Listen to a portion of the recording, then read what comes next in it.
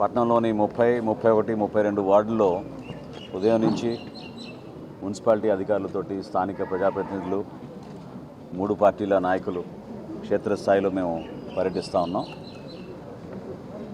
ప్రజల దగ్గరికి వెళ్ళినప్పుడు ఎక్కువగా మేము అందిస్తున్న సంక్షేమ కార్యక్రమాల గురించి పూర్తి స్థాయిలో సంతృప్తి వ్యక్తపరచడం జరిగింది. ఒక విధంగా చెప్పాలంటే ఇన్ని ఆర్థిక ఇబ్బందులు కూడా గౌరవ ముఖ్యమంత్రి గారు చంద్రబాబు నాయుడు గారు, అదేవిధంగా రాష్ట్ర ఉప ముఖ్యమంత్రి పవన్ కళ్యాణ్ గారు సమన్వయపరుచుకుంటూ ప్రభుత్వంలో అటువంటి లోటు లేకుండా, ప్రజలకి ఎక్కడ ఇబ్బంది కలగకుండా క్షేత్రస్థాయిలో లబ్ధిదారుని గుర్తించినప్పుడు అర్హత ఉన్న ప్రతి ఒక్కరికి సంక్షేమం ద్వారా ప్రతి నెల మనం అందించే సుమారు 3,000 కోట్ల రూపాయల ఆర్థిక సాయం పెన్షన్ల ద్వారా ప్రజలకు చేరుతోందనేది ఒక సంతృప్తిని నించింది ఈ రోజున.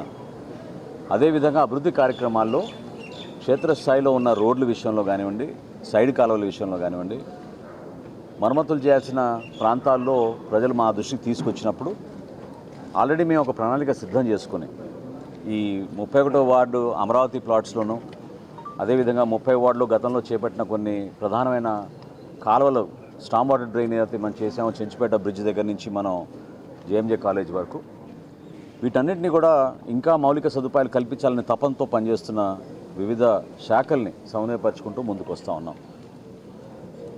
ఈ ఒక్క ప్రాంతంలోనే దాదాపు 10,50,00,000 రూపాయలు మంజూరు చేశాం.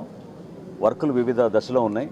చేయాల్సినవి ముందుగా మేము సిపిడిసిఎల్ నుంచి కరెంటు సమస్య ఎక్కడ లేకుండా, వోల్టేజ్ సమస్య ఎక్కడ లేకుండా ఒక యుద్ధ ప్రాతిపదికన ట్రాన్స్ఫార్మర్లు మార్చుకునే విధంగా ఈ రోజు నుంచే కార్యక్రమం మొదలు పెడతాం.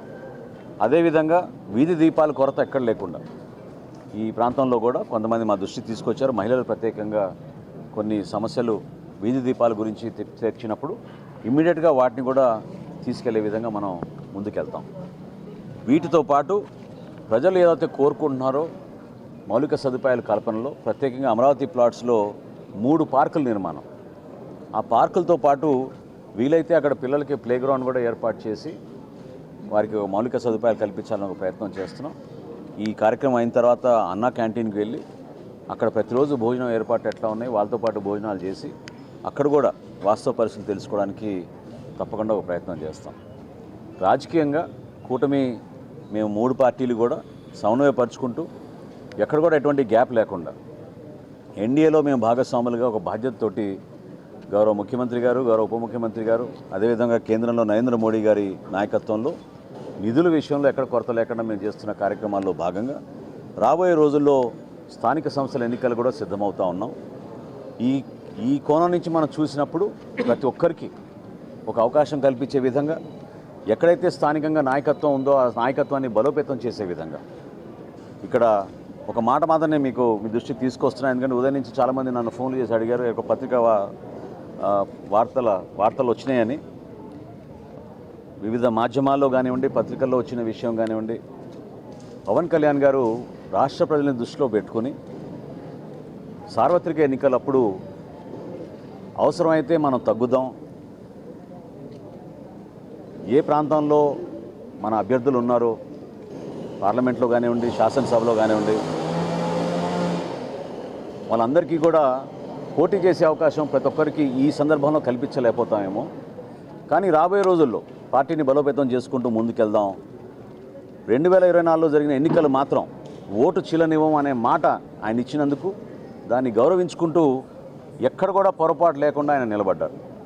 సో కూటమిలో మేము 4 అడుగులు వెనకేసినా కూడా అది కూటమిలు బలపరచడానికి ఎన్డీఏ భాగస్వాములుగా మేము ఒక బాధ్యతతోటి ముందుకెళ్ళాం తప్ప అది ఈ రోజున కూడా స్థానిక సంస్థల్లో అదే రీతిలో ముందుకెళ్తున్నాను అనుకోవడం అది పొరపాటు. కాబట్టి జనసేన పార్టీలో ఉన్న మా నాయకులు, కార్యకర్తలు వివిధ ప్రాంతాల్లో మేము పర్యటించినప్పుడు వాళ్ళందరికీ కూడా రాబోయే రోజుల్లో కూడా మీకు పోటీ చేసే అవకాశం కల్పించడానికి కోసం తప్పకుండా మీ నాయకత్వం బలోపేతం అయ్యేటట్టు మీరు క్షేత్రస్థాయిలో పర్యటించండి, నిలబడండి. పవన్ కళ్యాణ్ గారు కోరేది కూడా ఒకటే, యువత ముందుకు రావాలి, మహిళలు ముందుకు రావాలి, రాజకీయంగా అందరికీ మనం చక్కటి అవకాశం కల్పించాలి. అటువంటి అద్భుతమైన ఒక వేదిక కష్టపడి జనసేన పార్టీ నిర్మాణం చేసినప్పటి నుంచి కూడా ప్రజల పక్షాన్ని నిలబడి పోరాటం చేస్తూనే ఉన్నారు. కాబట్టి అప్పుడు వర్తించిన ఫార్ములా ఈరోజు కూడా వర్తిస్తుందనే వార్త ఈరోజు వచ్చింది. అది కరెక్ట్ కాదు. మొన్ననే మాకు ఎన్డీఏ సమన్వయం చేసుకుంటూ మీటింగ్ చేసుకున్నాం. సో రాబోయే రోజుల్లో మన బలబలాలని బట్టి, మన నాయకత్వాన్ని బట్టి, ఏ మున్సిపాలిటీలో, ఏ జిల్లాలో ఎక్కడ మనకి నాయకత్వం బాగా ఉందో వివిధ పార్టీలని సమన్వయపరుచుకుంటూ Telugu Desam party, Janasena party, Bharatiya Janata party మూడు కూడా ఒక బాధ్యతతోటి క్షేత్రస్థాయిలో నిలబడిన నాయకత్వాన్ని గౌరవించుకుంటూ వాళ్ళకి అవకాశాలు కల్పించుకుంటూ తీసుకెళ్లాల్సిన అవసరం ఖచ్చితంగా ఉంటుంది. కాబట్టి సార్వత్రిక ఎన్నికల్లో జరిగిన సందర్భం, ఆ సమయం, ఆ రోజు మా పార్టీ అధ్యక్షులు పవన్ కళ్యాణ్ గారు తీసుకున్న నిర్ణయం రాష్ట్ర శ్రేయస్సు దృష్టిలో పెట్టుకుని, ప్రజల గురించి దృష్టిలో పెట్టుకుని, జగన్మోహన్ రెడ్డికి ప్రభుత్వాన్ని మనం వ్యతిరేకించాలంటే ఓటు చీలనివ్వకూడదనే ఆలోచనతో ఆయన తీసుకున్న నిర్ణయం అది ఆ రోజున.